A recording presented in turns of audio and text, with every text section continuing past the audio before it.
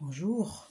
Alors, comme promis, donc le Premier ministre a fini sa déclaration de politique générale et maintenant le temps est au président des différents partis qui composent l'Assemblée nationale de s'exprimer. Alors, il faut voir que parmi ces annonces, il y a deux mesures phares donc qui retiennent notre attention. Premièrement, c'est la fin de l'allocation de solidarité spécifique.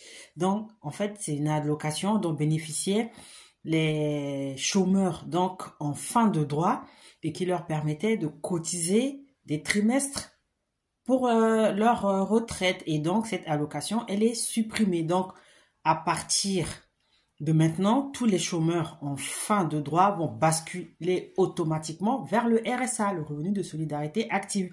Donc, l'allocation de solidarité spécifique est supprimée. Donc, si vous êtes chômeur, que vous arrivez en fin de droit, vous basculez automatiquement au RSA. Et l'autre seconde mesure qui est aussi corollaire de celle qu'on vient d'énoncer, c'est le conditionnement du RSA à partir du 1er janvier 2025 à 15 ou 20 heures d'activité.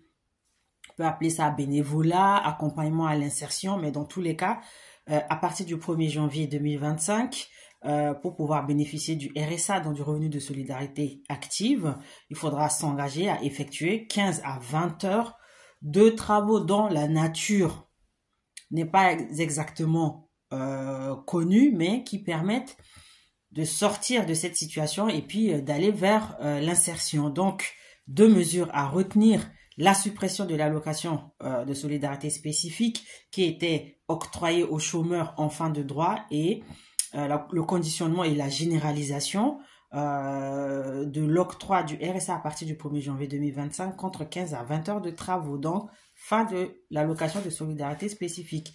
Dès que vous êtes un chômeur, que vous arrivez en fin de droit, vous basculez automatiquement au RSA. Donc, on va continuer à analyser toutes ces mesures et puis on reviendra plus largement sur cette déclaration de politique générale. À bientôt.